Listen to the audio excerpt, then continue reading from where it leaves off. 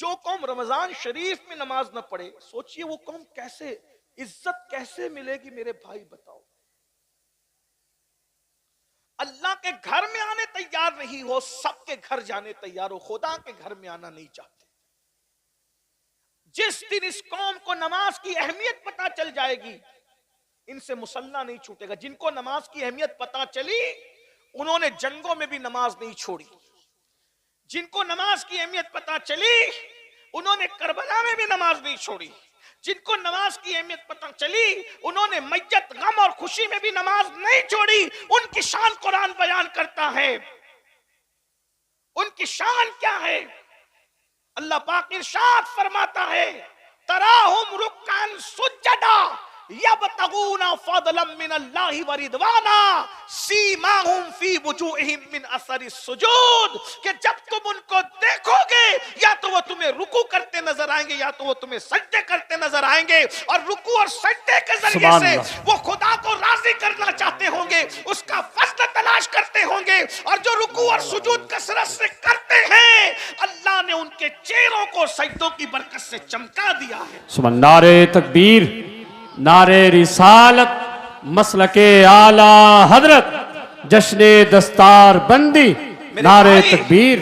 ये हजारों का मजमा है, इसमें बहुत से लोग ऐसे आए तो इशा नहीं पड़ी, जाए तो फजर नहीं पढ़ेंगे, नमाज की कोई अहमियत नहीं है ये। और अल्लाह के रसूल ने, देखो हुजूर की बात पे तो यकीन है ना, नाजिम साहब की बात पे यकीन न करें, मेरी बात पे यकीन न करें, पीर साहब की, लेकिन जिस नबी का कलिमा पढ़ते हो, जिसके कहने पे खुदा को माना है बिन देखे, उस नबी ने फरमाया जहन्नम का सबसे बड़ा अजाब किसके लिए है? 3 लोगों के लिए। नंबर 1, बेनमाजी। सबसे पहले सिर्फ 10 मिनट का टाइम निकाल लो, अपने आप को बचा लो जहन्नम की आग से। हमारे अंदर इतनी ताकत नहीं है मेरे भाई कि हम अल्लाह के अजाब को बर्दाश्त कर सकें, जहन्नम के अजाब को बर्दाश्त कर सकें। नहीं अपने अंदर ताकत मेरे भाई। आप कभी चेक करके देखना, चिराग के अंदर उंगली डाल करके देख लेना, जब हमारा वजूद चिराग की आग को बर्दाश्त नहीं कर सकता, तो जहन्नम की आग को कैसे बर्दाश्त कर सकता है? इसलिए अल्लाह की बारगाह में नमाजी बन जाओ। 10 मिनट का टाइम निकालो। 50 मिनट लगते हैं 5 वक्त की नमाज के लिए, कोई भारी नहीं है भाई। आदमी पान खाने में 1 घंटे से ज्यादा गुजार देता है, चाय के लिए दोस्तों के साथ बैठता है तो बहुत वक्त चला जाता है। अपने लिए खुद करो, अपनी खुद फिक्र करो। ये दुनिया खेलकूद है, ये दुनिया जो है लहव व लईब है। इस दुनिया में अल्लाह ने दुनिया में हमें छटाई के लिए भेजा, छलनी बनाया दुनिया को। अल्लाह ने जन्नतियों और जहन्नमियों को अलग अलग करना इस दुनिया में, ये छटाई की जगह है, ये तकसीम की जगह है, ये अच्छे और बुरों की पहचान की जगह है। तो पहली बात। दूसरी बात, मेरे आका अलैहिस्सलातु व तस्लीम फरमाते हैं, दूसरा जो बंदा जिसको सबसे ज्यादा अजाब होगा जहन्नम में, हराम लुकमा खाने वाला, जो हलाल नहीं खाता था, हराम खाता था। आज मुसलमान हराम में भी पड़ गए हैं, हलाल और हराम की तमीज खत्म हो गई है। सूद का पैसा है खा लो, और जो है वो ब्याज का पैसा है खा लो, इसका पैसा खा लो, उसका खा लो, जुए का खा लो। अब तो लोग हज और उम्रा का पैसा भी लेके भाग जा रहे हैं, वो भी खा जा रहे हैं। मस्जिद का खा लो, मदरसे का खा लो, चंदे का खा लो, यानी कुछ रह नहीं गए मेरे भाई। ये पेट है कि जहन्नम है, क्या बना रखा है इसको? इंसान की भूख सिर्फ 2 से 3 रोटी है। 2 से 3 रोटी के चक्कर में अपने आप को जहन्नम का इतना दर्दनाक अजाब मोल ले रहे हो। जरा बताओ तो सही, क्या जरूरी है अच्छा खाना, लजीज खाना? मेरे भाई, हलक तक के लज्जतें रहती है खाने की, हलक के नीचे जो बिरयानी का अंजाम है वही सूखे टुकड़ों का अंजाम, जो सूखे टुकड़ों का अंजाम वही बिरयानी का अंजाम, जो सूखे लुकमे का अंजाम वही तर लुकमे का अंजाम। ये एक उंगल जितनी जबान की लज्जत की खातिर यार को नाराज क्यों करते हो? अल्लाह को नाराज क्यों करते हो? आज कहते हो हमें इबादत की तौफीक नहीं है, इतनी तकरीर सुनते हैं, बस अब कमर कस लेंगे। तकरीर सुनी ना, कमर सुबह से नमाज पढ़ना है, मगर अल्लाह आने नहीं देता मस्जिद में। वजह इबादत की तौफीक जो छिन गई है ना, उसमें एक सबसे बड़ी वजह हलाल लुकमे का पेट में न जाना है, हलाल से दूर हो जाना है। एक मर्तबा सरकार बाबा फरीदुद्दीन गंजे शकर रहमतुल्लाहि ताला अलैह, बाबा फरीद, आप गूलर को उबाल करके उस पर नमक डाल के खाते। एक दिन नमाज पढ़ी, नमाज में मजा नहीं आया, नमाज में मजा नहीं आया, तो आपने बुलाकर मुरीदों को पूछा, आज नमाज में मजा नहीं आया, खाना कहां से आया? हुजूर खाना तो वही था। देखिए बाबा फरीद वुजू चेक नहीं कर रहे, गुस्ल चेक नहीं कर रहे हैं, क्या चेक कर रहे हैं? लुक्मा। पता है कि इबादत की असल जो जड़ और जान है वो लुक्मा है। जो कौम ऑटो के मामले में 1500 2-2 हज़ार रुपए में बिक जाए, बताए ना कितने सस्ते हो गए हो। लोग हुकूमत दे के खरीदना चाहते थे तो भी तुम टस से मस नहीं होते थे। 2-2 हज़ार में बिक रहे हो, अपनी हैसियत तो देख। लोग कहते हैं बाजार मुस्तफा में बिकने के बाद कोई नहीं बिकता। मैंने कहा बिके तो सही ना, जो बिकता है वो नहीं बिकता। जो ना बिका हो तो फिर वो तो बिकता ही रहेगा। बहुत मजा आता है ना ये शेर सुनने में, तुमने खरीद कर मुझे अनमोल कर दिया, तो नबी ने तुम्हें खरीदा कब है? अगर तुम रसूलुल्लाह से दूर हो, हुजूर से अपना रिश्ता क्या रखा रहे? 1500 रुपए में तो अच्छी मुर्गी खानदानी नहीं मिलती भाई। खानदानी आदमी क्या बिकेगा 1500 2000? कहां पहुंच गए? अपनी अहमियत का अंदाजा करो। दुनिया में कोई पैदा ना हुआ था मोहम्मद रसूलुल्लाह के गुलाम को खरीदने के लिए। बल्कि वक्त होता तो मैं अर्ज करता कि रोम के बादशाह ने 3 मुसलमान भाइयों में से एक भाई की कीमत लगाई थी कि हम तुम्हें आधी हुकूमत दे देंगे, तुम इस्लाम छोड़ दो।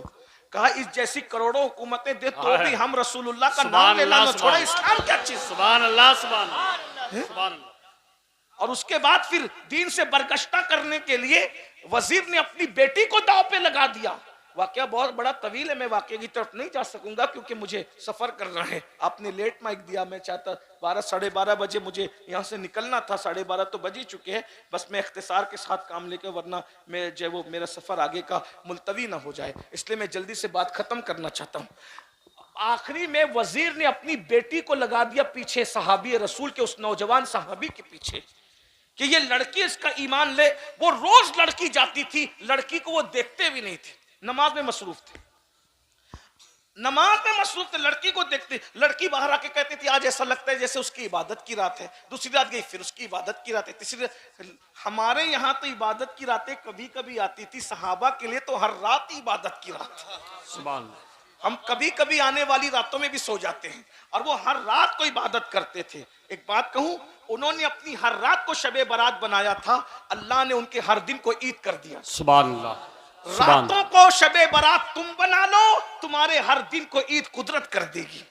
अगर हर दिन को ईद मनाना चाहते हो तो हर रात शबे कद्र कर लो, हर रात शबे बारात कर लो, हर रात इबादत की रात कर लो, हर रात आंसुओं की रात कर लो, हर रात गिड़गिड़ाने की रात कर लो, हर रात तौबा की रात कर लो। फिर सुबह देखना क्या बरकतें होगी। अल्लाह अकबर। ये सुबह जो कभी फरदा है कभी है इमरोज, नहीं मालूम कि होती है कहां से पैदा। वो सुबह जिससे लरसता है शबिस्तान वजूद, होती है बंदे मोमिन की अज़ा से पैदा। अल्लाह अकबर। लड़की पीछे लगा दी वजीर ने, खूबसूरत लड़की लगा दी। बादशाह की बात नहीं माना, वजीर की नहीं माना।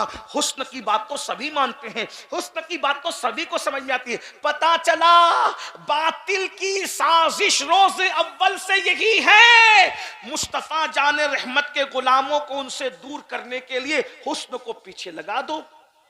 हुस्न के पीछे लगेंगे तो नबी से दूर हो जाएंगे। वो वहां कामयाब नहीं हुए, आज कामयाब हो रहे हैं। हुस्न के चक्कर में हो, मोबाइल के चक्कर में हो। लेकिन क्या सहाबा की इस्तिकामत थी, कभी उस लड़की को नजर भर के नहीं देखा। एक रात वो लड़की कहती है जिसकी इबादत में मसरूफ है उसी का वास्ता, एक मुझसे 2 जुमले तो बात कर लो। तो फिर कहा बताओ बात क्या है। वो कहा मेरे हुस्न की तौहीन न करो, एक नजर देखो तो सही, क्या मेरा हुस्न तुम्हें मुतासिर नहीं करता। उस लड़की को उस जवान सहाबी ने जवाब दिया, जो आमिना के लाल के हुस्न का मतवाला हो जाए उसे किसी का हुस्न मुतासिर नहीं कर सकता। सुभान अल्लाह, सुभान। इसी को बरेली के कलंदर ने कहा है, तेरे कदमों में जो है गैर का मुंह क्या देखे, कौन नजरों पे चढ़े देख के तलवा तेरा। और हमारे बुजुर्गों ने कहा, जब उस जवान ने कहा कि मैं तो मदीने के बादशाह का, उनके हुस्न का गुलाम हूं, तो कहा क्या वो कैसे हसीन है, कैसे हुस्न वाले हैं। तो देखने वाले ने फिर हुस्न रसूल बयान किया। और क्या बयान किया होगा, जब जिन्होंने नहीं देखा ख्वाब में देखा, वो कहते हैं मुख चंद्र बदर शाशानी है, मट चमके लाट नूरानी है, कली जुल्फते अख मस्तानी है, मखमूर जरूर आखी इन मत भरिया सुभान अल्लाह मा अजमलका मा अजमलका मा आसनका, किते मेरे अली किते तेरी सदा। अल्लाह अकबर। अंदाजा फरमाए अल्लाह अल्लाह, जिसने ख्वाब में देखा वो कहता है वो कमाल हुस्न हुजूर है कि गुमान नक्श जहां नहीं, यही फूल खार से दूर है, यही शम्मा है कि धुआं नहीं। मैं निसार तेरे कलाम पर मिली यूं तो किसको ज़बान नहीं। वो सुखन है जिसमें सुखन न हो, वो बयां है जिसका बयां नहीं। फुसहा अरब के बड़े बड़े तेरे आगे यूं है दबे लचे, कोई जाने मुंह में ज़बान नहीं, नहीं बल्कि जिस्म में जान नहीं। करूं तेरे नाम पे जा फिदा, न बस एक जा तो जहां फिदा, तो जहां से भी नहीं जी भरा। करूं क्या करोड़ों जहां नहीं, जिसने ख्वाब में देखा वो यूं कहता है सरताबा कदम है तने सुल्ताने ज़मन फूल, लब फूल दहन फूल सकन फूल बदन फूल। वल्लाह जो मिल जाए मेरे गुल का पसीना, मांगे न कभी इत्र न फिर चाहे दुल्हन फूल। ख्वाब में देख के कहता है दंदानो लबो जुल्फ रुखे शाक फिदाई, दंदानो लबो जुल्फ रुखे शाक फिदाई है दुर्रे अदन लाल यमन मुश्क खुतन फूल। दिल अपना भी शैदाई है उस नाखुन पाका, इतना भी बनाए चर के कुहन फूल। क्या बात रजा उस चमनिस्तान करम की, ज़हरा है कली जिसमें हुसैन और हसन फूल। जिसने ख्वाब में देखा कहता है अल्लाह की सरताब कदम शान है ये, अल्लाह की सरताब कदम शान है ये। इंसान ही इंसान, वो इंसान है ये। कुरान तो ईमान बताता है इन्हें, ईमान ये कहता है मेरी जान है ये। तो दोनों हाथों को नारे तकबीर, नारे रिसालत, मसलके आला हजरत, जश्ने दस्तार बंदी।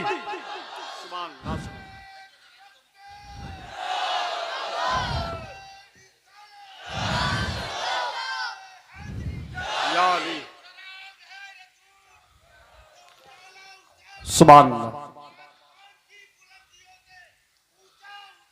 सुभान सुभान अल्लाह, सुभान।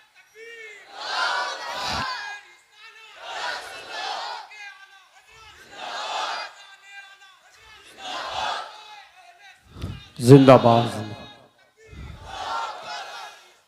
सुभान अल्लाह। कायनात में सबसे ज्यादा हुस्न वाले मेरे आका हैं। देखने वाले ने जब बयान किया, उस लड़की ने कहा जिसका तू शैदाई है मुझे भी उसके गुलामों में उसकी कनीजों में दाखिल कर ले, और मुझे भी कलेमा पढ़ाकर इस्लाम में दाखिल कर ले। जो ईमान छीनने आई थी वही ईमान वाली हो गई। जरा गौर करे रसूलुल्लाह से रिश्ता ये था।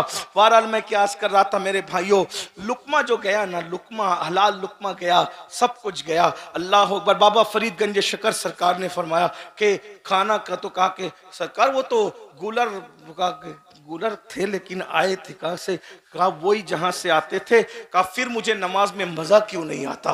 तो बाबा फरीद को लोगों ने कहा सरकार खानका में नमक ख़त्म हो गया। तवज्जो, सरकार खानकाह में नमक खत्म हो गया था, पड़ोसी से नमक मांग करके लाए थे। शायद उसी नमक की नहुसत है मांगे हुए नमक की कि आपकी नमाज में लज्जत नहीं आई।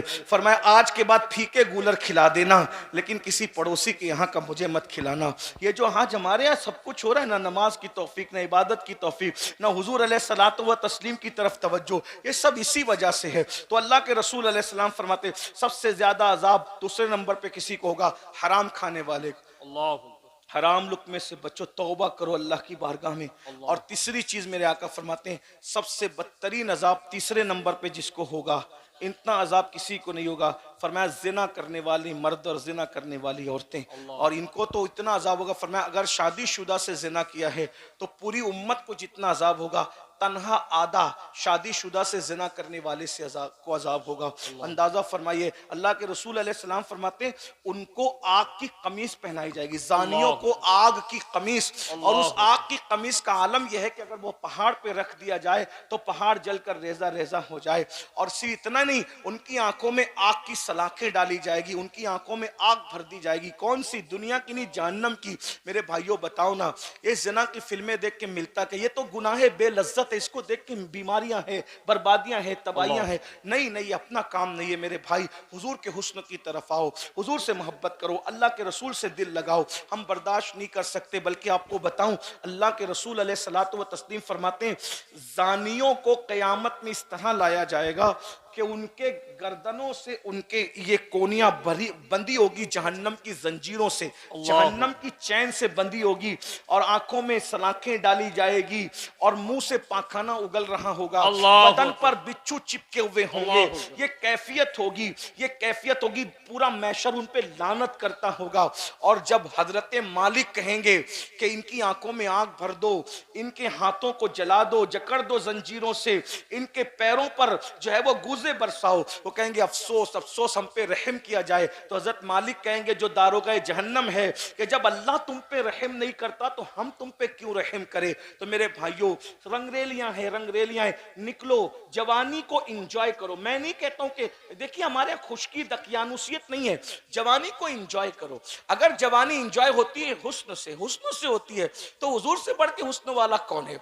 और अगर इश्क मजाजी की बात करते हैं तो बीबियां हमारे यहाँ है, हमारे यहाँ बीबियां हैं, दोस्त हैं, भाई हैं, बहनें हैं, इससे इनसे मोहब्बत करो। बाइक पे घूमने से इस्लाम मना नहीं करता, इस्लाम ये कहता है बाइक पे घूमते घूमते बदनिगाही मत करो।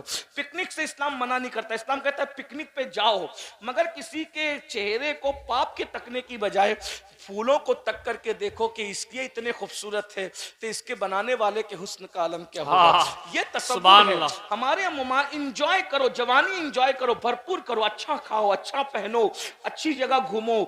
मोबाइल अगर अल्लाह ने दिया है तो महंगा हो, कपड़ा महंगा हो, सब हो, लेकिन इन सारी दुनिया की रंगरेलियों में अल्लाह को मत भूलो, उसके रसूल को मत भूलो, आखिरत को मत भूलो।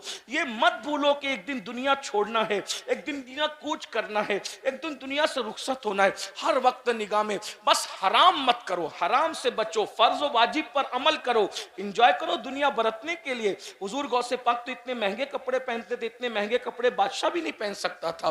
तो हमारे बुजुर्ग हजरत महबूब इलाही के यहाँ जो घोड़े बनते थे उन्हें सोने की चैन से बांधा जाता था। हमारे बुजुर्गों ने बहुत कर्रो फर्जे जिंदगी गुजारी, लेकिन इतना सब कुछ करने के बाद उन्होंने खुदा से दिल नहीं हटाया। दिल में यार, बल्कि बादशाह आया, बहुत दिलचस्प बात यह है, बादशाह आया तो महबूब इलाही के अस्तबल में देखा कि घोड़ों के गले में सोने की जंजीर है, तो हंस के कहते हैं हम तो निजामुद्दीन को वली समझते थे, वो तो हमसे बड़ा दुनियादार निकला। हमने तो सोने की जंजीर खुद पहनी है, उसने तो घोड़े को पहना रखी है, हमसे बड़ा दुनियादार वो है। महबूब इलाही को किसी ने बताया तो उस पर हंस पड़ कहते हैं यही तो उसमें और हम में फर्क है, हमने सोने की जंजीर को वहां जगह दी है जहां उसकी जगह है, और हमने यार को वहां जगह दी है जहां उसकी जगह है। ये उसमें हमें फर्क है। माल तिजोरी में रखो, दौलत दिल में यार को रखो, दिल में यार को रखो मेरे भाई। चाहे वो खाना फ्रिज में रखो, दिल में यार को रखे। ये दिल उनके लिए है। मेरे इमाम कहते सब कुछ तो उन्हीं का है, पर दिल की अगर पूछो ये टूटे हुए दिल ही खास उनकी कमाई है। बड़ी चीज बड़ों को दी जाती है, जिसमें इंसानी का बादशाह दिल है, तो दिल जो बादशाह है वो बादशाही की नजर कर दो, उनके कदमों में रख दो। इमाम अहले सुन्नत को जो तरक्की मिली क्यों मिली? उन्होंने अपना दिल अपने पास नहीं रखा, यार के सुपुर्द कर दिया। अरे ऐ खुदा के बंदो, कोई मेरे दिल को ढूंढो, मेरे पास था अभी तो, अभी क्या हुआ खुदाया? न कोई गया न आया, न कोई गया न आया, तुझे हम्द है खुदाया, तुझे हम्द है खुदाया। हमें ऐ रजा तेरे दिल का पता चला बा मुश्किल, दरे रोजा के मुकाबिल वो हमें नजर तो आया। ये ना पूछ कैसा पाया, ये ना पूछ। अरे दिल तो जो लोथड़ा गोश्त का है ना, वो तो कुत्तों के पास भी है, वो तो मुर्गी के पास भी है, वो तो सूअर के पास भी है। जो लटकता हुआ बाएं तरफ जो लोथड़ा है वो तो सूअर के पास भी, मगर वो लोथड़ा ही लोथड़ा है। अगर सूअर के पास भी लटकता हुआ सीने में गोश्त का लोथड़ा है, तुम्हारे पास भी लोथड़ा है, तो दोनों में फर्क क्या है? कुत्ते और मुर्गे के पास है तो तुम्हारे पास उसके पास है, तो फर्क क्या है? तुम इंसान हो, 6 फुट के हो, तुम्हारे पास बड़ा है, वो छोटे उनके पास छोटा है? लेकिन वाकई जिसको दिल कहते हैं, ना वो कुत्ते के पास है, ना वो सूअर के पास है, ना वो मुर्गे के पास है। वो किसी इंसान में गैर मुस्लिम, मुशरिक और मुनाफिक के पास भी नहीं है। जिसे दिल कहते हैं, जिसका मकाम अर्श इलाही के बराबर है, वो दिल सिर्फ आशिक रसूल के पास है। और वो गोश्त का लोथड़ा अर्श के बराबर कब बनता है? जब जब उसमें से सबको निकाल कर सिर्फ यार को जगह दी जाती है। उस फलसफे को बरेली का कलंदर कहते दिल है वो दिल है? दिल है वो दिल जो तेरी याद से मामूर रहा है। बस वही दिल है। अगर इस दिल में नबी की याद नहीं है, अब्दुल रहमान नाम है, अब्दुल मुस्तफा नाम है, कुछ भी नबी नहीं है, पाप है, जिना है इस दिल में, तो फिर वही दिल है जो सुअर और कुत्ते के पास। बुरा लगे तो माफ करना, हाँ बुरा लगे तो माफ करना, बहुत बुरी चीज है। इसमें हसद है, बुग़्ज़ है, कीना है, तो मतलब कुत्ते और सुअर बिठा के रखा तुमने अपने दिल में। कुत्ता सुअर कम है, ये बुग़्ज़ और हसद कुत्ते सुअर से ज्यादा नापाक और गंदे हैं। हाँ, मैंने दोपहर में इस पे बहुत लंबी गुफ्तगू की, मुझे बार बार वक्त का ही ख्याल आ रहा है, तो लेकिन मैं क्या छोड़ूं क्या बयान करूं, लेकिन फिर मैं बात कर रहा हूं। तो याद रखना, दिल सिर्फ वही दिल है जिसमें यार बसा है, और जिसमें यार बस जाए ना, फिर वो अल्लाह के अर्श का मकाम पा लेता है। मोमिन का दिल अल्लाह का अर्श होता है। सुभान अल्लाह। कब होता है? दिल है वो दिल जो तेरी याद से मामूर रहा, सर है वो सर जो तेरे कदमों पे कुर्बान गया, आह वो आँख के नाकाम में तमन्ना ही रही, हाय वो दिल जो तेरे दर से पुरअरमान गया। तो फिर मकाम मिलता है, उन्हें जाना, उन्हें माना, न रखा गैर से काम, लिल्लाहिल हम्द, मैं दुनिया से मुसलमान गया। तो मेरे भाइयों, हम अल्लाह के अजाब को बर्दाश्त नहीं कर सकते, इसलिए अल्लाह फरमाता है तौबा करो। इसी पे बात चली थी, इसी बात, तौबा करो। तौबा मतलब 3 लवाजिमात है तौबा के। नंबर 1, अपने गुनाह पे शर्मिंदा होना कि मैंने बुरा किया। नंबर 2, उस गुनाह से निकलने का पक्का इरादा करना कि अब गुनाह नहीं करूंगा और आइंदा न करना, यह है तौबा। बस इस तरह की तौबा करो, अल्लाह को मना लो, उससे सुलह करो, उसके करीब आओ। बल्कि गुनहगार भी कुछ ऐसे हैं जिनको अल्लाह बेहिसाब जन्नत देगा।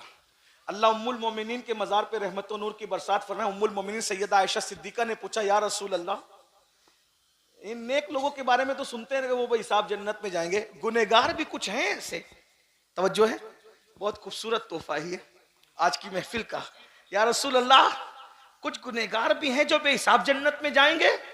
मेरे करीम आका वो तो निहायत सस्ता सौदा बेच रहे हैं जन्नत का, हम मुफलिस का मोल चुकाएं, अपना हाथ ही खाली है। जब उम्मुल मोमिनीन ने पूछा, या रसूल अल्लाह, कुछ गुनहगार भी बेहिसाब जन्नत में जाएंगे? तो मेरे आका फरमाते हैं, हाँ आयशा, जो गुनहगार अपने गुनाहों को याद करके तन्हाई में रोते होंगे, ऐसे गुनाहों को अल्लाह कयामत के दिन बेहिसाब जन्नत अता फरमाएगा। सुभान अल्लाह। आखिरी बात के तौर पर कुछ रहे याद ना याद रहे, ये याद रखना, जब कोई मोमिन अकेले में अपने गुनाहों को याद करके रोता है, आंसू बहाता है, तौबा करता है, मैंने गुनाह किया। एक बात बताऊं मेरे भाई, सबको मनाना मुश्किल है, रब को मनाना सबसे ज्यादा आसान है। उसको मनाते रहो। सबके पास बैठ के बात करते हो ना, तो थोड़ा खुदा के पास भी, उसके पास भी कुर्ब में बैठ के बात किया कर। आप कहेंगे उसके पास कैसे बैठे, वो तो जिस्म जिस्मानियात से पाक है, वो तो तसव्वुर और तखय्युल, बिल्कुल वो इतना दूर है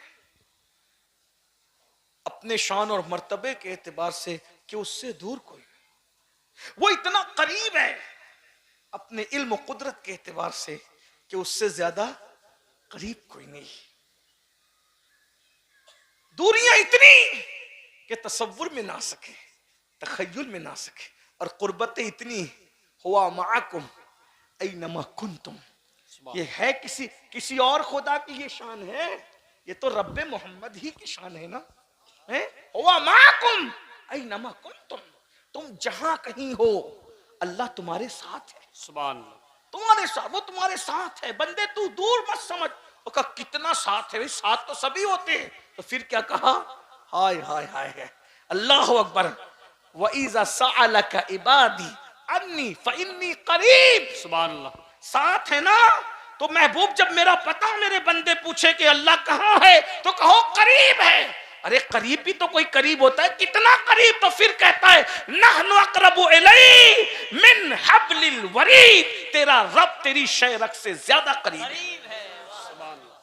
थोड़ा उसके भी, उसकी बारगाह के लिए भी कुछ। मैं बस इतना कहता हूं, रोजाना 2 मिनट, 24 घंटे में 2 मिनट अल्लाह को दो, उसको, उससे बातें करें, 2 मिनट उससे बातें करें।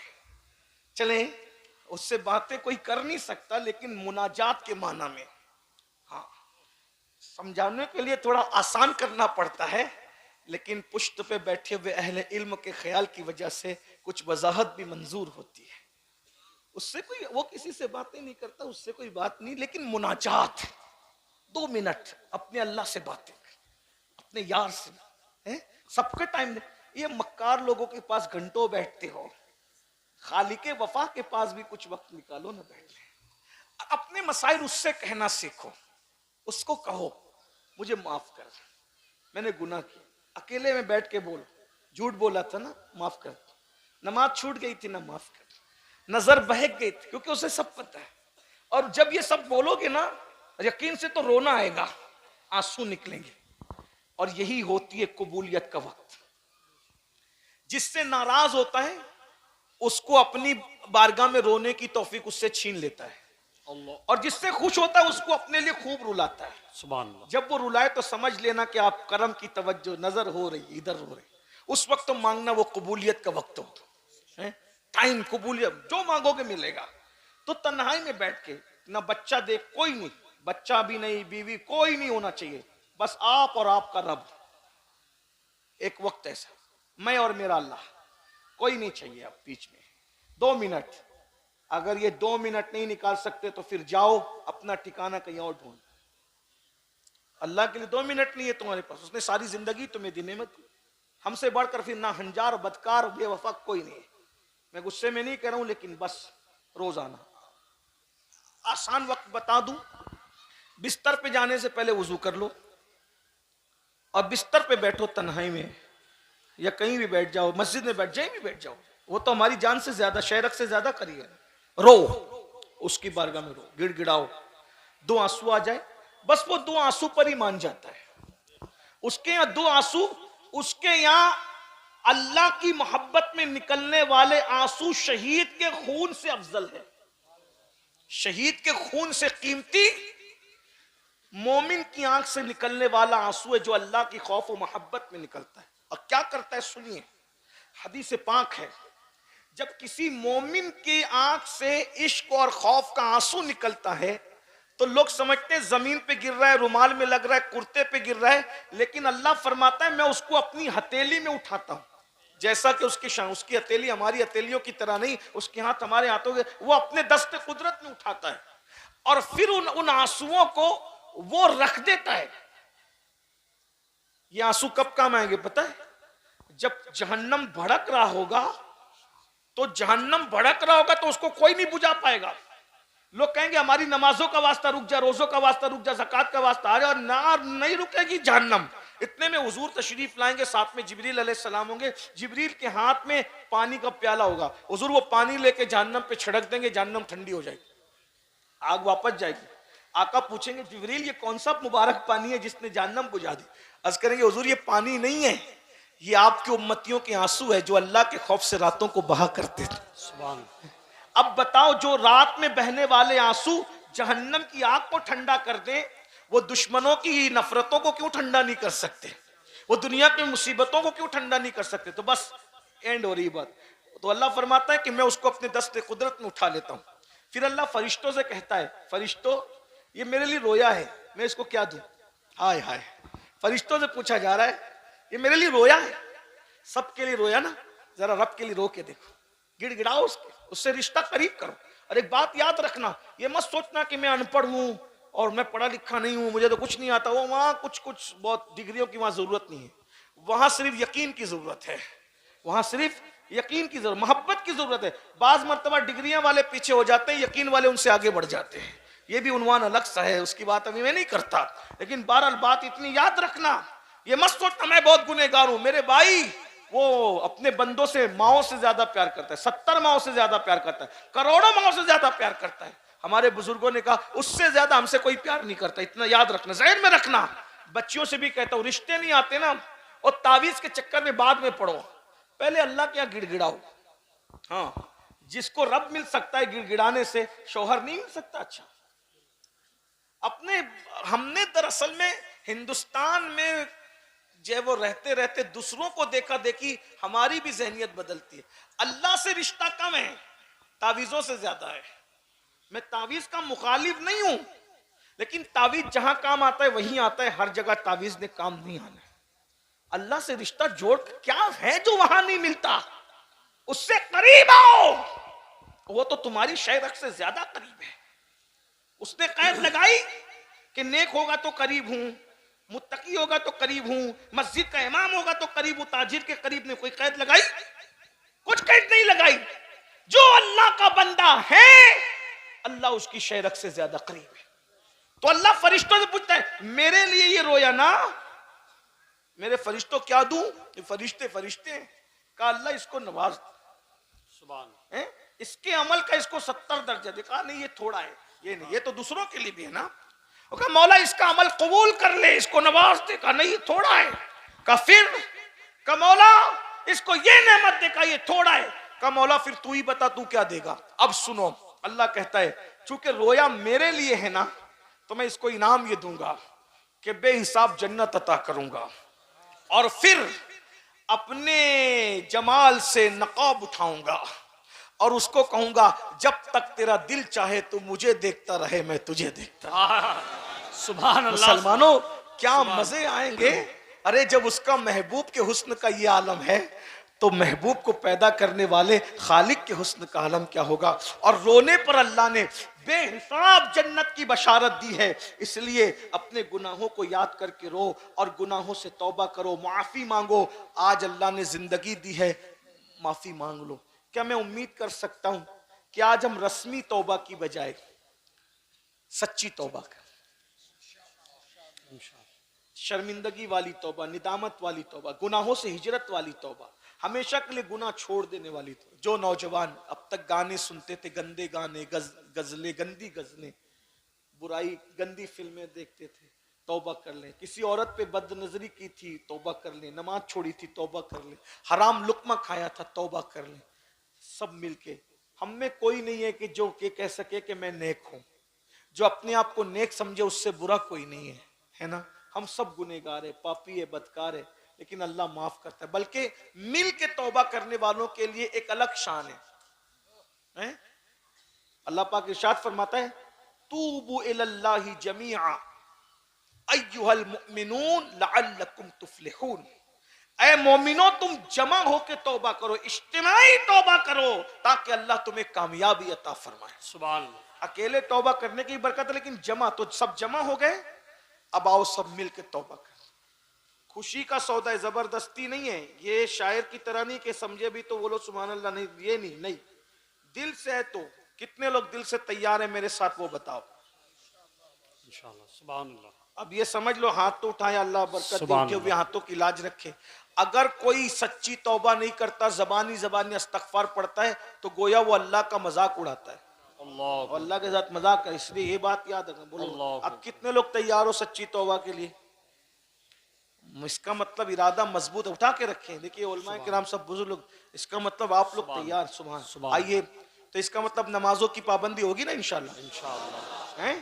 और बुराई छोड़ेंगे ना सब लोग इंशाल्लाह। आइए सब इन बुजुर्गों की मौजूदगी में मेरे साथ पढ़ें, अस्तगफिरुल्लाह, अस्तगफिरुल्लाह, अस्तगफिरुल्लाह, अस्तगफिरुल्लाह, अस्तगफिरुल्लाह, अस्तगफिरुल्लाह, रब्बी रब्बी मिन कुल्ली ज़म्बियों व अतूबु इलैहि व अतूबु इलैहि। ला इलाहा इल्लल्लाह, ला इलाहा इल्लल्लाह, मुहम्मदुर रसूलुल्लाह, मुहम्मदुर रसूलुल्लाह, सल्लल्लाहु सल्लल्लाहु ताला ताला अलैहि अलैहि व आलिहि व आलिहि व सहबिहि व अस्हाबिहि व बारक वसल्लम। व बारक वसल्लम। या अल्लाह, या या अल्लाह, रहमान, या या रहमान, रहीम, या रहीम, जिंदगी के जिंदगी के हर गुनाह से हर गुनाह से तेरी बारगाह में तौबा करता हूं। तेरी बारगाह में तौबा करता हूँ। या अल्लाह, या अल्लाह, यहाँ से उठने से पहले पहले यहाँ से उठने से पहले पहले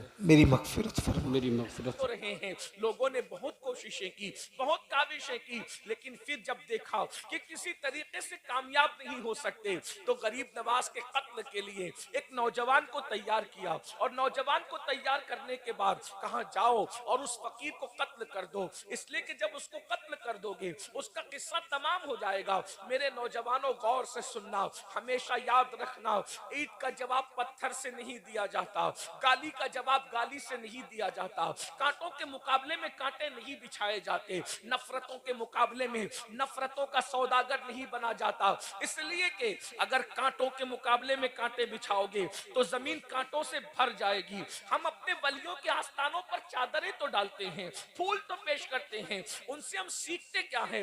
वल्लाह, अगर हमने अल्लाह वालों से उनकी तालीमात को सीख लिया होता तो नफरतें खत्म हो चुकी होती। जमीन के ऊपर जो है, अल्लाह अकबर, ये जो लोगों की जबान से जो है शोले निकलते हैं, लोग बदतरीन तौर पर नफरतों के सौदागर बने हुए होते हैं। ये सारी चीजों का खात्मा हो जाता।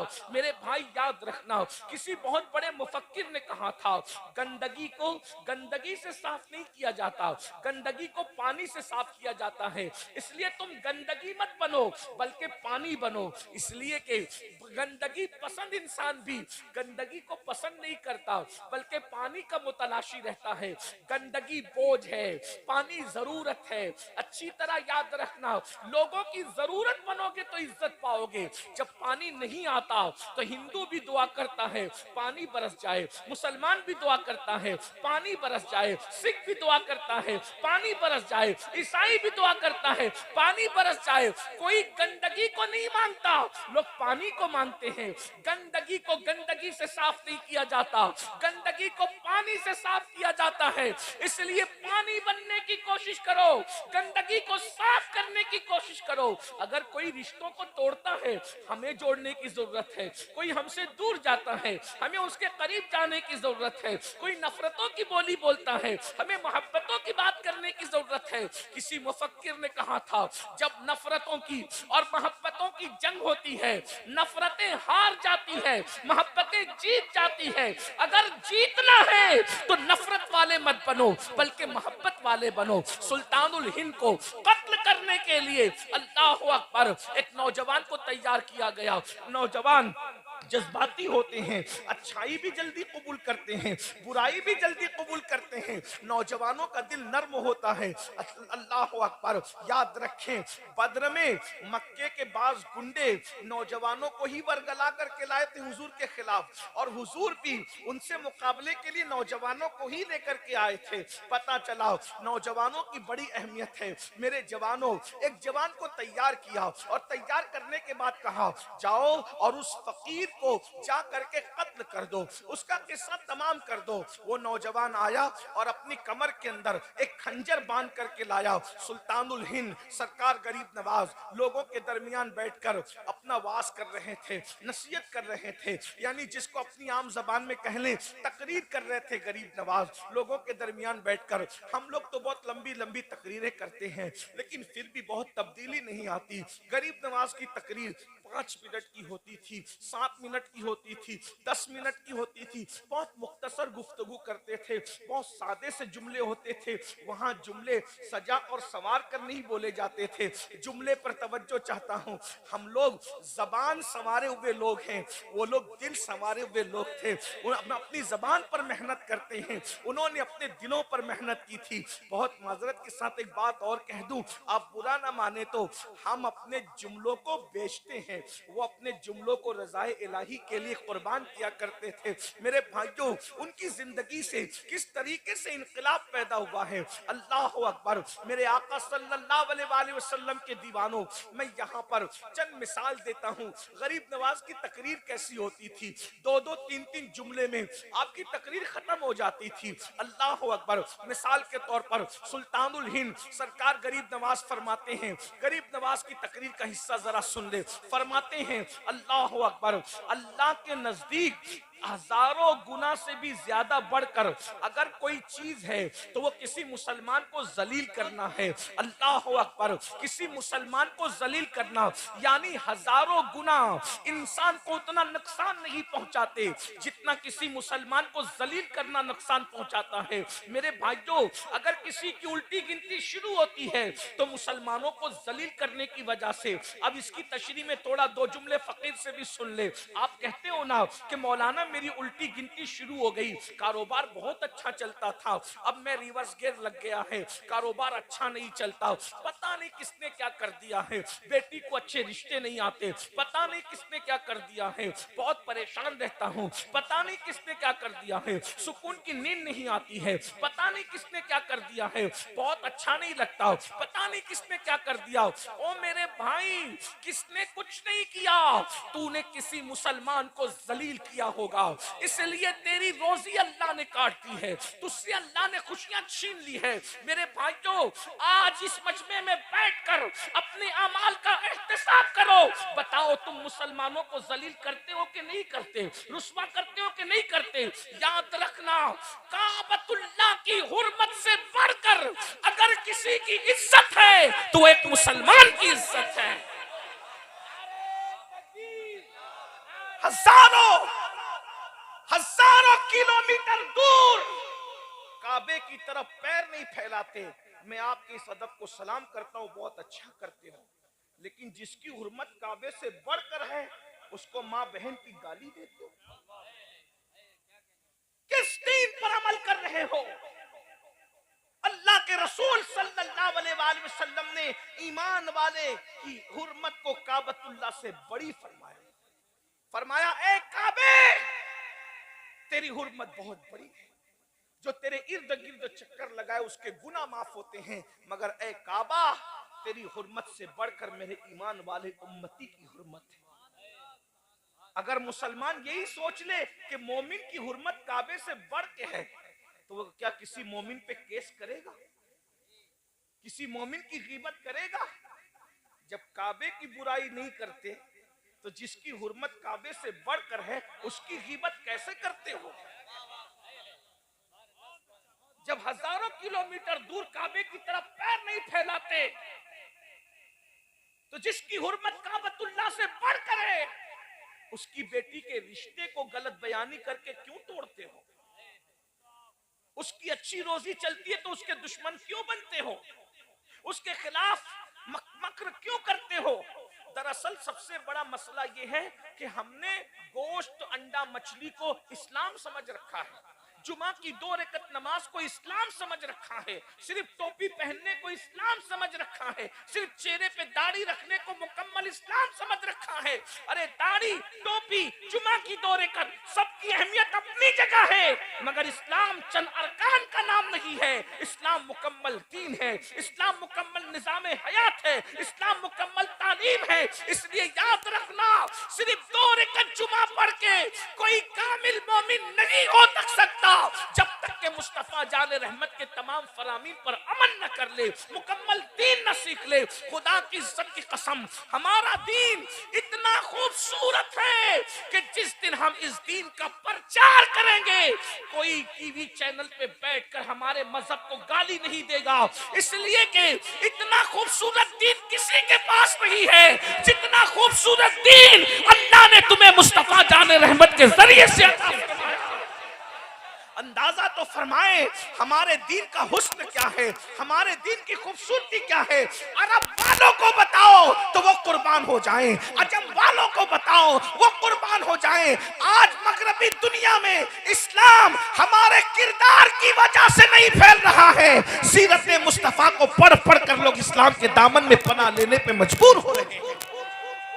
आइए अपने दीन की तरफ आइए, अपने दीन पर अमल कीजिए। अल्लाह के बंदो, किसी मुसलमान को जलील मत करो वरना तुम्हारी उल्टी गिनती शुरू हो जाए। जादू में इतनी ताकत नहीं है जितनी गुनाह की नहूसत है। जादू उतना नुकसान नहीं करता जितना गुनाह नुकसान करता है। जादू उतना बर्बाद नहीं करता जितना गुनाह बर्बाद करता है। अगर किसी ने जादू किया, मुफ्ती गुफरान साहब से तावीज ले लो, जादू खत्म हो जाएगा। किसी ने जादू किया, मौलाना फरियाद से तावीज ले लो, जादू खत्म हो जाएगा। किसी ने जादू किया, कारी असगर से तावीज ले लो, जादू खत्म हो जाएगा। लेकिन अगर गुनाह की वजह से कुदरत तुम्हें बर्बाद कर रही है तो मुफ्ती गुफरान बचा ना सकेंगे, कोई सैयद साहब भी बचा ना सकेंगे, कोई पीर साहब भी बचा ना सकेंगे। क्या समझते हो गुनाह को? कहने वाले ने कहा है जहां गुनाह है वहां फना है। अल्लाह अकबर। तो सुल्तानुल हिंद की बड़ी बातें हैं। मैं जल्दी जल्दी से अपनी बात को, मैंने पहले ही कहा था मैं लंबी नहीं करूंगा, लेकिन आपका शौक अगर साथ रहा तो कुछ बातें कहने की हिम्मत हो रही है। अल्लाह के बंदो जरा तवज्जो फरमाओ। अल्लाह अकबर। गरीब नवाज फरमाते हैं कि किसी मुसलमान को जलील करने से बड़ा गुनाह दुनिया के अंदर नहीं है, इसलिए किसी को जलील मत करो, किसी को रुस्वा मत करो, किसी को जो है हकीर मत समझो। आजकल पठान कहता है कि शेख हकीर है, शेख कहता है अंसारी हकीर है, अंसारी कहता है मिर्जा हकीर है। मेरे भाई, जो नबी का उम्मती है वो हकीर नहीं हो सकता, इसलिए कि जिसके मुकद्दर में नबी का दामन आ गया हो उससे बढ़ करके वीआईपी कौन हो सकता है। मेरे भाई, डॉक्टर इकबाल ने कहा था, सुन लीजिए, डॉक्टर इकबाल ने कहा था अली के गुलाम कंबर के वुजू का कतरा कैसर जैसे बादशाह के खून से अफजल है। अल्लाह अकबर। जब अली के गुलाम कंबर के वुजू का पानी कैसर बादशाह के खून से अफजल है, जब अली के गुलाम के वुजू के कतरे का ये आलम है तो मुस्तफा जाने रहमत के गुलाम का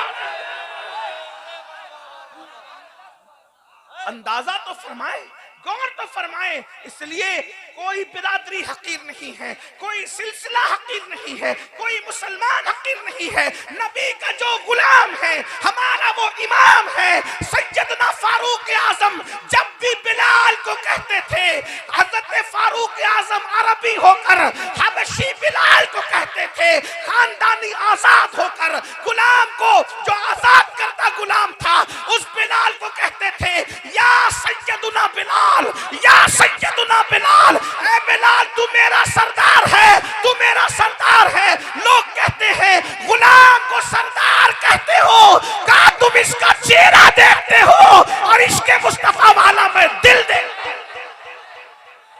ये मेरे नबी का आशिक है, इसलिए किसी को जलील मत करो। जलील करने से उल्टी गिनती शुरू होगी। अब आपसे मैं एक बात कहूं, जब आम मुसलमान को जलील करना, तवज्जो भाई, इसको छोड़ दे, हाँ मोहब्बत है आपकी, मैं इनका बयान सुने, तवज्जो से बयान सुने, गौर फरमाए। जब आम मुसलमान को जलील करना, तवज्जो, आम मुसलमान को जलील करना हजारों गुना पर भारी है। यानी हजारों गुना करने से वो नुकसान नहीं होता जो एक मुसलमान को जलील करने से होता है। जब एक आम मुसलमान को जलील करना इतना बुरा है तो जो अपने माँ बाप को जलील करते हैं, जो अपने माँ बाप को रुस्वा करते हैं, रातों दिन माँ बाप को दुख में जलाते हैं, टेंशन देकर जलाते हैं, उन्हें तकलीफ पहुंचाते हैं, उन्हें अजियत पहुंचाते हैं। माँ बाप अगर खर्चा मांगते हैं तो कहते हैं इन बुढ़ा बुढ़ी के पीछे कि हम बर्बाद हो जाएं, जितना कमाएं इनकी दवा पे खर्च कर दें, जितना कमाएं इन्हीं के पीछे लगा दें, जितना कमाएं सब इन्हीं पे लुटा दें। मेरे भाइयों, याद रखना, अल्लाह के रसूल सल्लल्लाहु अलैहि वसल्लम ने फरमाया, तेरे माँ बाप अगर तुझसे राजी है तो तुझसे अल्लाह भी राजी है, माँ बाप नाराज है तो अल्लाह भी नाराज है। मुझे बताओ, जब तुम किसी पिकनिक पर जाते हो, किसी होटल में जाते हो, चाय कॉफी पीने जाते हो, सैरो तफरी के लिए जाते हो, और अगर चाय का, कॉफी का, खाने का बिल आता है तो हर दोस्त तो अपनी जेब में हाथ डालता है, वो अपना क्रेडिट कार्ड निकाल रहा है, वो अपना बैंक का कार्ड निकाल रहा है, वो अपना एटीएम निकाल रहा है, वो अपनी जेब में हाथ डाल के पॉकेट निकाल रहा है। आपस में क्यों लड़ रहे हैं? बिल मैं दूंगा, मैं दूंगा, मैं दूंगा। दोस्तों की पार्टी में बिल मैं दूंगा, और माँ बाप हॉस्पिटल में हो तो फिर आपस में लड़ते हो, भाई तेरी माँ नहीं है तू बिल देगा, तेरा बाप नहीं है तू बिल देगा। याद रखना, हज करने पे वो सवाब नहीं मिलता जो माँ बाप पे खर्चा करने पे मिलता है, माँ मस्जिद बनाने पे वो सवाब नहीं मिलता जो माँ बाप पे खर्चा करने पर मिलता है। मेरे भाइयों एक बात बताऊं, आप करोड़ों खर्चा कर दो, एक मिनट तुम्हारी जिंदगी का बढ़ नहीं सकता, लेकिन मेरे रसूल फरमाते हैं कि अगर किसी की जिंदगी के 3 दिन बचे होते, 3 दिन, और वो अपने माँ बाप पे खर्चा करे, माँ बाप की खिदमत करे, माँ बाप को खुश करे, तो उसकी 3 दिन की जिंदगी अल्लाह कभी 3 साल तक बढ़ा देता है, कभी 30 साल तक बढ़ा देता है। माँ बाप की खिदमत से उम्र लंबी होती है, माँ बाप पे खर्चा करने से उम्र लंबी होती है। और जो माँ बाप को जलील करते हैं, माँ बाप को रुस्वा करते हैं, माँ बाप को दुख देते हैं, माँ बाप को तकलीफ पहुंचाते हैं, मेरे आका फरमाते हैं 30 साल की उम्र होती है तो अल्लाह घटा के 3 साल कर देता है, और जलील करता है तो कभी कभी 3 साल से भी 3 दिन कर देता है। माँ बाप को जलील करने वाला जल्दी मरता है। सूफिया कहते हैं 2 लोग दुनिया ही में अजाब चखते हैं, हर एक का अजाब तो मरने के बाद है, लेकिन 2 लोगों को अल्लाह उस वक्त तक मौत नहीं देता जब तक वो जलील न हो जाए, जब तक रुस्वा न हो जाए। वो 2 लोग कौन है? एक नबी का गुस्ताख जब तक वो जलील नहीं होता उस वक्त तक उसको मौत नहीं आती, और एक माँ बाप का गुस्ताख जब तक वो जलील नहीं होता उस वक्त तक उसको मौत नहीं आती। इसलिए याद रखना, कितने भी गिर जाना, कभी नबी की गुस्ताखी मत करना, कभी माँ बाप की गुस्ताखी मत करना। फरमाया गया माँ बाप के गुस्ताख और माँ बाप के बेअदबों को मरते वक्त उनकी जबान पे कलमा भी नहीं आता। मेरे भाइयों, हम लोग हजारों की तादाद में जलसा सुनने जमा होते हैं, मगर अफसोस है आज हमारे बूढ़े माँ बाप हमारे घरों में रो रहे हैं, माँ बाप रुसवाइयों के दहाने पर है, माँ बापों से जो है वो अल्लाह अकबर मशवरा देने का हक छीन लिया गया है। माँ बाप को जो प्यार देना चाहिए था वो प्यार नहीं दे रहे हैं। लोग कहते मौलाना हम तो खिदमत करते हैं। याद रखना मेरे भाई, रोटी कपड़ा और मकान लोग तो काम वाली औरतों को भी दे देते हैं, रोटी कपड़ा मकान देने की बात नहीं है मेरे भाई, रोटी तो लोग कुत्तों को भी दे देते हैं। याद रखना, रोटी देने का मसला नहीं है। इस्लाम में माँ बाप की खिदमत का मतलब यह है कि कम से कम उनको बादशाहों की तरह रखो, कम से कम, और अपने आप को उनका गुलाम तस्वुर करो। अल्लाह अल्लाह, जिस आला हजरत के पड़ोस में रहते हो वो इमाम अहमद रजा अपनी किताब में लिखते हैं कि माँ बाप से बात डायरेक्ट नहीं कर सकते, माँ बाप के आदाब ये हैं, अगर बात करना है तो पहले माँ बाप से इजाजत लो, अगर वो इजाजत दे तो ऐसी बात करो जैसे कोई गुलाम अपने आका से बात करता है। अब आप मुझे बताएं कि हम इस पर, ये भी तो मसलक आला हजरत है, इस मसलक आला हजरत पर कब अमल करोगे? क्या मसलक आला हजरत सिर्फ जलसों के नारों की हद तक है या अमल के लिए भी है? याद रखना, गुस्ताख रसूल की तकफीर भी मसलक आला हजरत है, और माँ बाप की तौहीन से बचना ये भी मसलक आला हजरत है, गुस्ताख से दूर रहना ये भी मसलक आला हजरत है, और माँ बाप के बादशाहों की तरह ताजीम करना ये भी मसलक आला हजरत है। मेरे भाइयों, दरअसल बात ये है, हमें जो आसान लगता है हम वो ले लेते हैं, हमें जो मुश्किल लगता है वो छोड़ देते हैं। यहाँ बात आई तो मैं एक बात और करके अपनी बात को एंड की तरफ ले जाऊंगा। माँ बाप की बात आई, बहुत हद तक ऐसा होता है कि माँ बाप के बारे में तकरीरें होती है तो हम एक हद तक माँ बाप से प्यार भी कर लेते हैं। आज हमारे माशरे में सबसे बदतरीन जो हाल है वो बहनों का हाल है। यहाँ पर हजारों की तादाद में तो नहीं, सैकड़ों की तादाद में माएं और बहनें बैठी हुई है। मैं दिल के दर्द के तौर पर एक बात रखता हूँ, आजकल बहनों का हाल बड़ा खतरनाक है। बेटियों का तो अभी कुछ नहीं कहता, वक्त भी इतना नहीं है सबके मैं उन्वान समेटूं, लेकिन बहनों का हाल बहुत खतरनाक है।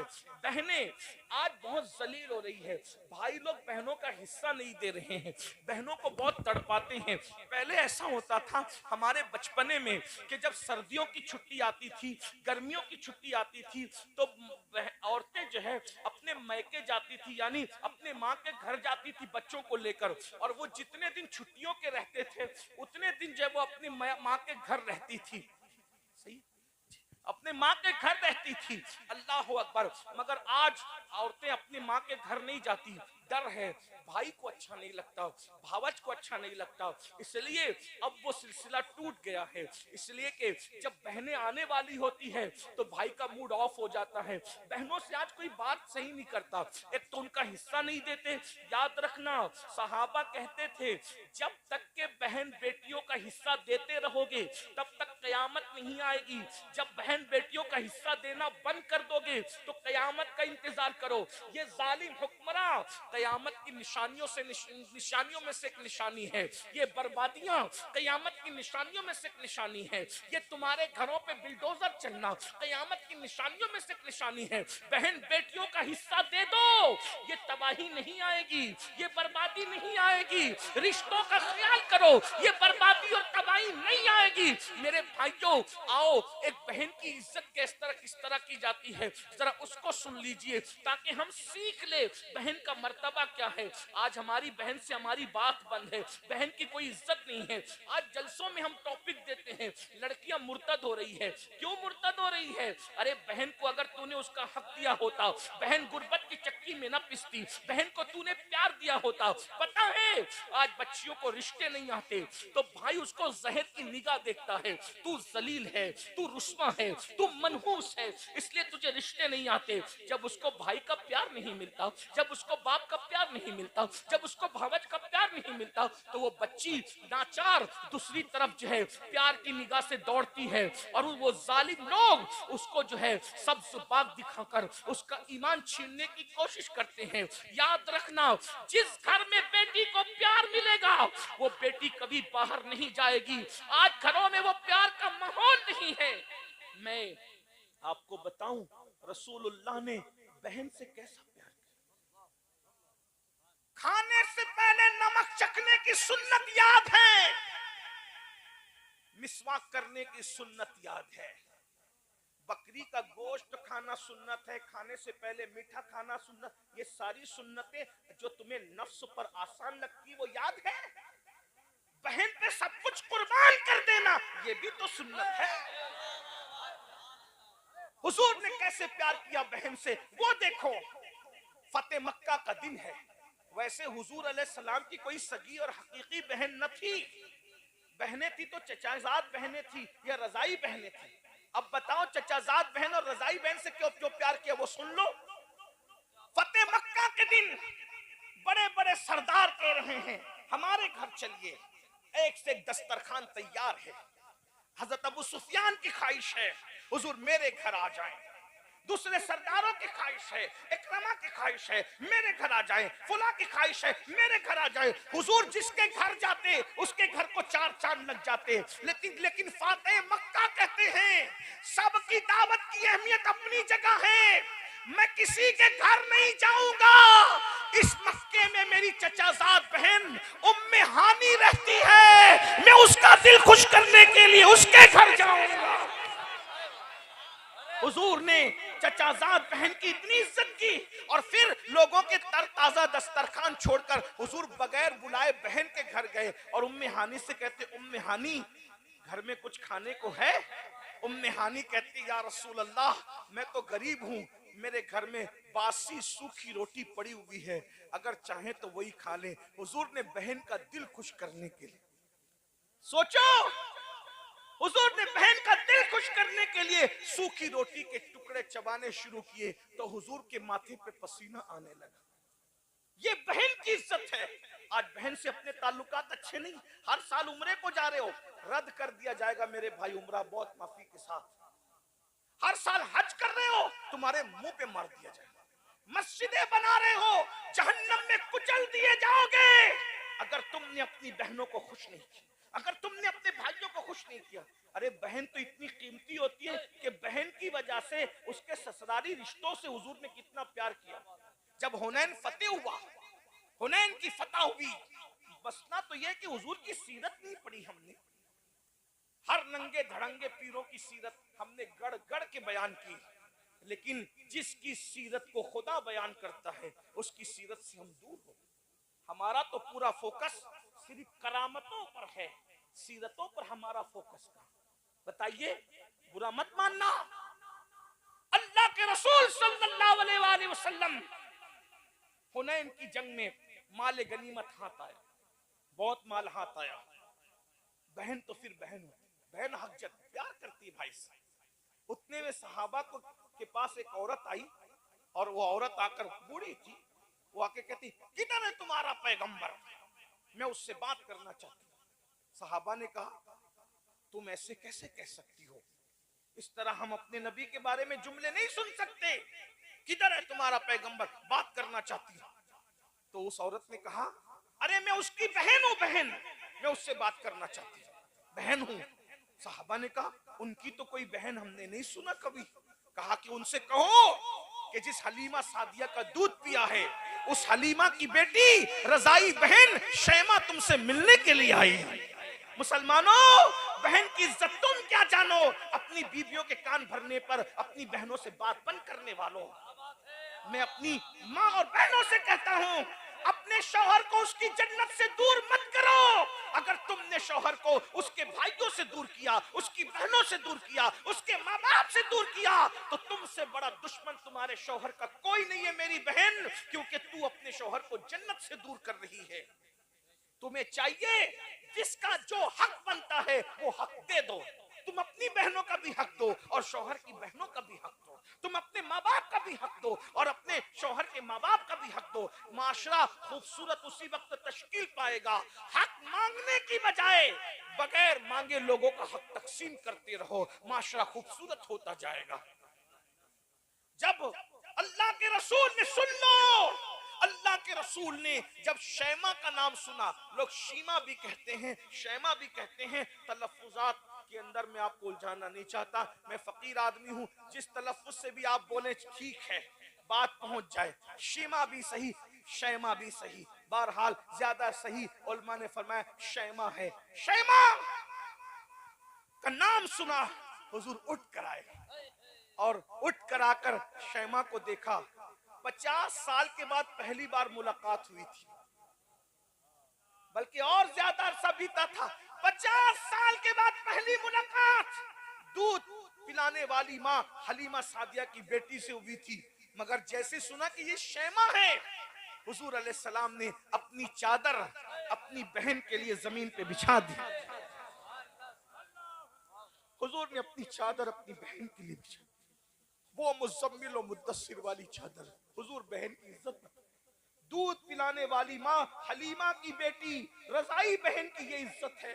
आज हमारी बहनों को हम जहर की नजर से, जहरीली नजर से, बहनें घरों पे आते हुए डरती है, बहनों भाइयों से बात करते हुए डरती है कि अभी डांट सुन लेगी। नहीं, हम प्यार देने आए, जो प्यार नहीं देता रहमतुल लिल आलमीन से उसका ताल्लुक क्या है। हुजूर ने अपनी बहन के लिए अपनी चादर बिछाई, अपनी बहनों को बुलाओ। अरे बहन का सीना अगर चीर के कोई देख सकता था तो बहनें बताती कि बहन भाई से कितना प्यार करती। भाई बहन से उतना प्यार नहीं करता, लेकिन बहन अपने भाई से बहुत प्यार करती। अल्लाह के रसूल ने अपनी रजाई बहन के लिए चादर बिछाई, शैमा बैठो, बिठा दिया, शैमा बैठ गई। फिर हुजूर अलैहि पहले इज्जत दे के बिठाया, फिर कहा शैमा 50 साल के बाद आई, इतनी देर कर दी तुमने। कहती या रसूल अल्लाह, या रसूल अल्लाह, ऐसे हालात नहीं थे कि मैं आप तक पहुंचती, मैं आपकी बातें सुनती थी, बातें तो आती थी, लेकिन ऐसे हालात नहीं थे कि मैं आप तक पहुंचती। इतना कहा तो हुजूर ने कहा एक बात बताओ कि तुम ही शैमा हो, इसका सबूत क्या है। कोई गलत बयानी से भी तो काम ले सकता है ना। 50 साल के बाद, 50 साल में शैमा जैसी दिखती थी, आज शैमा तो वैसी नहीं दिखती। उस वक्त तो शैमा की उम्र 6-7 साल 8 साल की थी, अब शैमा 50 साल के ऊपर की बुढ़िया हो गई। तुम ही शैमा हो, इसका सबूत क्या है। बहन बहन हो। कहने लगी या रसूल अल्लाह, एक बात बताऊंगी, आपको यकीन आएगा। कहा क्या। कहा एक बात ऐसी है जो सिर्फ आप जानते हैं और मैं जानती हूँ, तीसरा कोई नहीं जानता जमीन के ऊपर। हुजूर ने कहा वो क्या। कहा आप जानते हैं ना, जब आप हलीमा का दूध पीते थे, नन्हे से बच्चे थे, तो मैं आपको गोद में ले लेके इधर उधर फिरती थी, आपका दिल बहलाता। एक दिन मैं आपको खींच के कहीं ले जा रही थी और आप आना नहीं चाहते थे। मैं खींच रही थी, आप आना नहीं चाहते थे, मैं खींच रही थी, आप आना नहीं चाहते थे। तो उस वक्त आप मुझ पे नाराज हो गए बचपन में, और नाराज होकर आपने मेरे कंधों के नीचे दांत काटा था। ये आपको पता, मुझे पता है, तीसरा किसी को नहीं पता। हुजूर, ये आपके दांतों की शान है कि उस वक्त तो जो आपने मेरे कंधों पे दांत काटा था, उसका निशान अब भी मेरे कंधों पर निशाने मोहब्बत की शक्ल में मौजूद है। हुजूर ने सुना, इतना हंसी अपनी शान के मुताबिक कि हुजूर की दाढ़ी नजर आई। हुजूर को अपना खूबसूरत मासूम बचपना याद आ गया। अल्लाह अल्लाह, वो बचपने की फबन, उस खुदा बाकी सूरत पे लाखों सलाम। हुजूर को अपना बचपना याद आया, इतना हंसे अपनी शान के मुताबिक के दाढ़ नजर आई। फिर हुजूर ने फरमाया कि हालात कैसे हैं? बहन ने हालात बताए, हुजूर रो पड़े और फिर सहाबा के पास आए। अब सुनना, बहन के लिए क्या कुर्बानी दी। सहाबा के पास आए, फरमाया जितना माले गनीमत अपने हिस्से में आया है, चूंकि अब ये हुनैन वाले मेरी बहन के ससुराली रिश्तेदार होते हैं। देख रहे, ये हुनैन वाले ये मेरी बहन के ससुराली रिश्तेदार होते हैं। क्या मेरी मोहब्बत में मेरी बहन की वजह से तुम इनका माले गनीमत लौटा सकते हो? सहाबा फिर उन्होंने कहा, या रसूल अल्लाह, हम भी आपके हैं, हमारा माल भी आपका है, अगर आपकी खुशी इसी में है तो हम अपना सब कुछ आपकी बहन पे कुर्बान करते हैं। और वो माले गनीमत वापस कर दिया गया। और फिर हुजूर ने बहन को कहा, एक काम करो, हालात अच्छे नहीं है, मेरे घर चलो, मेरे साथ रहना, मैं तुम्हें अपने पास रखूंगा, मेरे साथ रह। अब बताओ, तुम मेरे साथ मदीने चलोगी या अपनी ससुराल जाओगी? शरीफों की बेटियों के फैसले यही होते हैं। कहा, या रसूल अल्लाह, मुझे आपके साथ रहने से ज्यादा अच्छा ये लगेगा कि मैं अपने शौहर के घर जिंदगी गुजारूं। तो मैं अपने शौहर के घर वापस जाऊंगी। फिर आती जाती रही हुजूर से मिलने के लिए, और जब भी आती थी हुजूर उनको बहुत नवाजते थे। बिलाखिर बुजुर्गों ने फरमाया कि मदीने मुनव्वरा में उनका इंतकाल हुआ और जन्नतुल बकी में उनके मजार के बारे में बताया जाता है। ये बहन की बात है, ये तो बहन की ताजीम हो गई। आखिरी बात के तौर पर, अगर बहन की इज्जत न की, अगर बहन की इज्जत न की, बहन के साथ अच्छा सुलूक न किया, तो क्या होगा? आज से तकरीबन 1000 साल से जायद पुराने बुजुर्ग है, बहुत बड़े बुजुर्ग, हजरत फकीह अबू लैस समरकंदी हनफी, वो अपनी किताब में लिखते हैं, ध्यान से सुनना, वो अपनी किताब में लिखते हैं कि एक अजम के बहुत बड़े वली थे, बहुत बड़े बुजुर्ग थे, उनको अल्लाह की इबादत से बहुत प्यार था। तो उन्होंने क्या किया, अजम छोड़ा। अजम कहते हैं अरब के अलावा जितना खित्ता उसको क्या कहते हैं? अजम कहते हैं। अजम छोड़ा। बस ये इख्तितामी लम्हे हैं, ध्यान से सुनिए। बहन की खबरगिरी न करने पे, बहन की इज्जत न करने पे, वली कहलाने, वली बन जाने वाले नहीं, वली कहलाने वालों का हाल सुन ले। बहुत हल्के में मत लो बहनों को, भाइयों को, रिश्तों को हल्के मत लो। अल्लाह फरमाता है, वत्तकुल्लाह अल्लज़ी तसाअलून बिही वल अरहम इन्नल्लाह काना अलैकुम रकीबा। रिश्तों के मामले में अल्लाह से डरते रहो, और पेट के रिश्तों के बारे में खास तौर पे अल्लाह से डरते रहो, रिश्तों का ख्याल करो। ये रिश्ते कहाँ, जो रिश्ते हम बनाते हैं उसका बड़ा ख्याल है, जो रिश्ते अल्लाह ने बनाए हैं उसका कोई ख्याल नहीं। जो रिश्ते अल्लाह ने बनाए उसका ख्याल करो ना, जो तुम बनाते हो उसका भी ख्याल करो, जो अल्लाह ने बनाया उसका ज्यादा ख्याल करो। तो वो अजम से हिजरत करके मक्का चले गए, पूरी रात तवाफ करते, तिलावत करते, इबादत करते। उनकी इबादतों का शोहरा पूरे मक्के में गूंज उठा। अजम से एक वली आया है, एक अल्लाह वाला आया है, इबादत इबादत इबादत, सिर्फ इबादत करता है। एक ताजिर थे मक्के के, उनको सफर पे जाना था। जब सफर के लिए वो जाने लगे तो उनके पास सोना था, गोल्ड, कई किलो सोना था। उन्होंने सोचा मक्के में मैं किसके पास ये रखूं, सफर पे जा रहा हूं, किसके पास रखूं? तो सोचा कि जो बंदा रात दिन इबादत करता है उसके पास रख देते हैं। तो इन्हीं के पास रख दिया। और वो सफर पे गया। पहले का सफर तो ऐसा नहीं था ना कि चंद घंटे में आदमी लौट आए। आदमी जाता था तो अक्सर लौटता ही नहीं था। सफर से आना मतलब नई जिंदगी पाना, बहुत आसान नहीं था सफर, आपको पता है। जब वो बहुत दिनों के बाद, अरसे के बाद वापस लौटे वो ताजिर, तो उनको ख्याल आया कि मैंने कई किलो गोल्ड, अपना सोना उस अल्लाह वाले के पास रखा था, वापस लेना चाहिए। जब उन्होंने पता किया तो पता चला कि वो अल्लाह वाले का इंतकाल हो गया, मक्के में इंतकाल हो गया, हरम के करीब में दफन है। बहुत टेंशन हुआ, या अल्लाह मेरा इतना सोना अब मैं किससे पूछूं, क्योंकि मैंने तो उसको अल्लाह वाला समझ के रखा था, मुझे क्या पता कि वो मर जाएगा, इंतकाल हो जाएगा। तो उन्होंने अपने इस मसले के हल के लिए हजरत मालिक इब्ने दीनार के पास गए। मालिक बिन दीनार बहुत बड़े बुजुर्ग, हजरत मालिक बिन दीनार के पास गए कि हजरत ऐसा ऐसा हादसा हो गया। उन्होंने कहा कोई बात नहीं, वो नेक था, कहा अल्लाह वाला था, रात रात भर तवाफ इबादत तिलावत करते थे। कहा बेटा देखो एक अमल बताता हूँ, अगर तुमने ये अमल कर लिया तो शबे जुमा में आधी रात के बाद मकाम इब्राहिम के पास जाना कि जो मुसलमानों की जन्नती रूहें होती है वो शबे जुमा में आधी रात के बाद काबे के तवाफ के लिए आती है। जो जन्नती होगा वो तवाफ काबा के लिए शबे जुमा में आएगा। ये अमल पढ़ लो, उसको आवाज लगाना, अगर वो जन्नती है तो वो जरूर तुझसे बात करेगी उसकी रूह। ये अमल आज भी दुनिया में मौजूद है, बुजुर्गों के पास है, हम लोग के पास नहीं है, तो इसके चक्कर में नहीं पड़ना। लेकिन जो इबरत की बात है वो पेश कर रहा हूं, वरना आप उस अमल को ढूंढने लगोगे तो याद रखिए वो अमल अब भी है दुनिया में अल्लाह वालों के पास। हमारे महरेरा मुतहरा के सरकारों से मुतालिक मैंने सुना है कि रूह को हाजिर करने की अमलियात वहां पर बड़े मजबूत और पावरफुल हैं, अल्हम्दुलिल्लाह। बहरहाल तो बड़ी बात, तो कहा कि ये अमल पढ़ लो और शबे जुमा आदि गुजर जाए तो आवाज लगाना, अगर वो जन्नती है तो तुम्हें बात कर, तुमसे बात करेगा, तुम्हें बता देगा। ये अमल पढ़ के पहुंचे, पहुंचने के बाद आवाज लगाई लेकिन कोई जवाब नहीं आया। याद रख, कोई जवाब नहीं आया।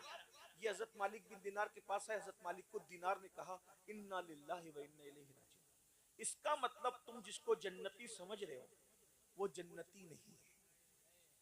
अगर वो जन्नती होता तो उसकी रूह जरूर आती। अब उस चूंकि वो वहां नहीं है तो वो जहन्नमी है।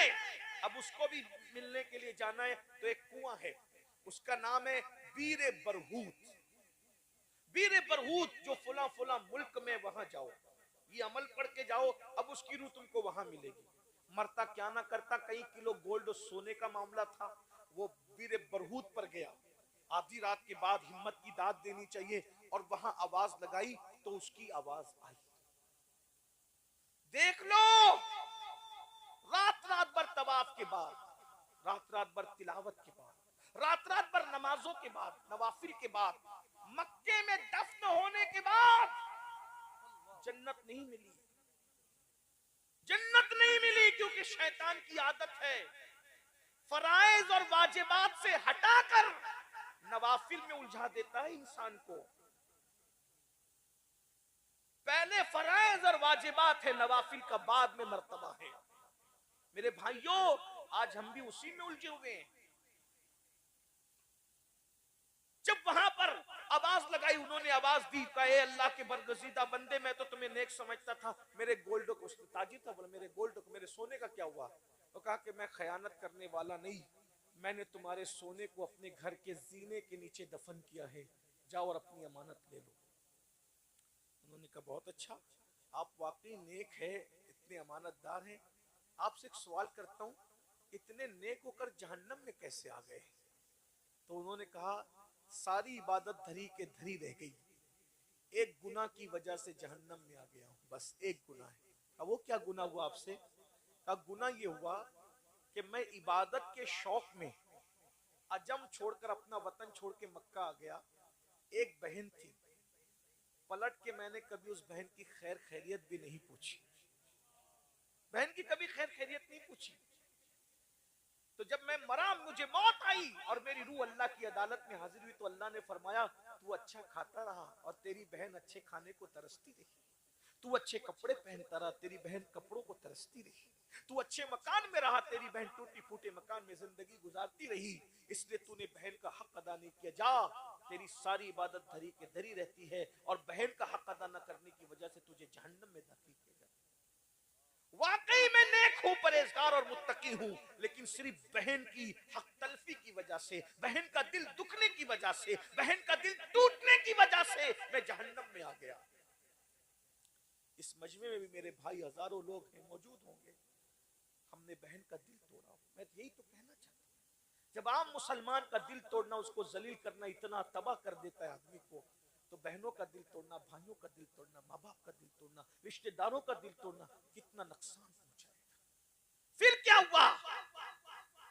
उस ताजिर को उस रूह ने कहा, अगर तुम मुझ पे एहसान कर सकते हो तो एक एहसान करो, अजम में फला फला शहर में अब भी मेरी बहन हयात है, अगर तुम उसके पास जा करके उसको कह दो कि वो मुझे माफ कर दे, अगर बहन माफ कर देगी तो मेरी बिगड़ी बन जाएगी। वो ताजिर वहां से निकला, निकल के सोचा कि ये बात सच्ची है कि गलत है। वो सीधा पहले मक्का गया, वो जमीन खोदी, सोना निकला, समझा कि बात सही है।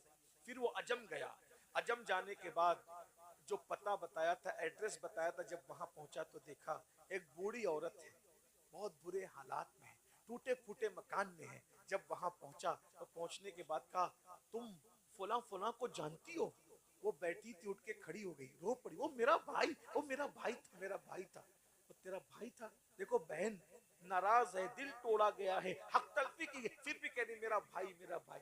तो वो मेरा भाई था। और तुम कैसे जानते हो मेरे भाई को? कहा कि मैं मक्के का रहने वाला हूँ, उसका इंतकाल हो गया। रो पड़ी, मेरे भाई का इंतकाल हो गया, अफसोस अफसोस। फिर कहा, उसी ने मुझे भेजा है, मैं तुम्हारे पास आया हूँ, बताओ उसके बारे में क्या है? प्यार तो बहुत है, लेकिन उसने बहुत दिल दुखाया। वो मुझे छोड़ के चला गया, लेकिन कभी मेरी खैरियत भी नहीं पूछी, मेरा हाल भी नहीं पूछा। मैं खाने को तरसती हूँ, बारिश होती है तो टूटा मकान है, उसमें भीगती हूँ, सर्दियों में कड़कती रहती हूँ, बेचैन रहती हूँ, गर्मियां तबाह करती है, बर्बाद करती है। अल्लाह के बंदे, उसने मेरा दिल दुखाया। कहा, तुम्हारा दिल दुखाया, तुम्हारा हक अदा नहीं किया, इबादत के बावजूद भी जहन्नम में, अगर तुम उसको माफ कर दो तो उसको जन्नत मिल जाए।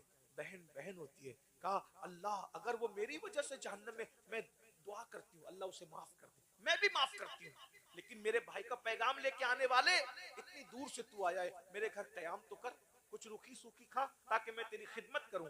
वो बुजुर्ग, वो ताजिर कहता है, मैं खा के सोया तो मैंने ख्वाब में क्या देखा कि वो बुजुर्ग जन्नत के बागों में टहल रहे हैं और कहते हैं, अल्लाह तुझे जज़ाए खैर अता फरमाए, तूने मेरी बहन से माफी तलाफी करवा दी, इधर बहन ने माफ कर दी।